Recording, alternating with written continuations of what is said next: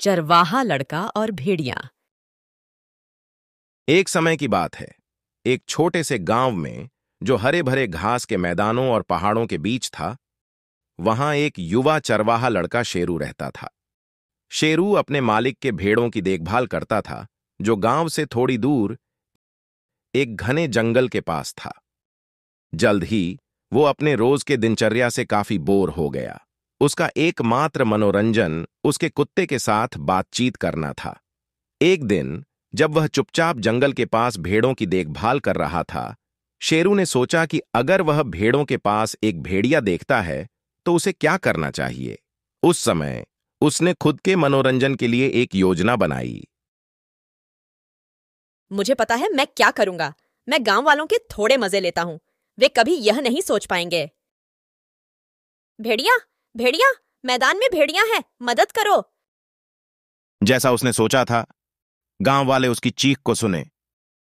वो जो भी काम कर रहे थे उसे रोका और मैदान की ओर दौड़े।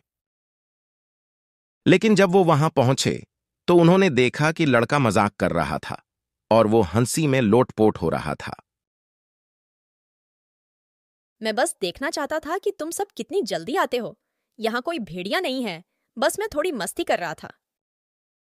भेड़िया, भेड़िया, मदद करो। कुछ दिनों बाद चरवाहा लड़का फिर से चिल्लाया, भेड़िया, भेड़िया। फिर से गांव वाले उसकी मदद के लिए दौड़े, लेकिन फिर उन्हीं ने वहीं देखा कि लड़का हंस रहा है। यही बात कई बार हुई। एक दिन जब शेरू अपने भेड़ों की देखभाल कर रहा था तो उसने कुछ आवाज सुनी।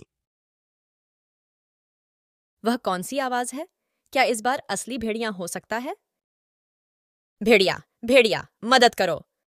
क्या ये फिर से हमें धोखा दे रहा है? मुझे यकीन है ये फिर से मजाक कर रहा है। पर इस बार लड़का मजाक नहीं कर रहा था। वह एक असली भेड़िया था, जो भेड़ों को भूख से ताक रहा था। भेड़िया ने लड़के की बहुत सी भेड़ों को मार गिराया और फिर जंगल में चला गया। इस कहानी से हमें यह सीख मिलती है कि लोग झूठे की बातों पर कभी विश्वास नहीं करते, चाहे वो सच ही क्यों ना बोले एक दिन।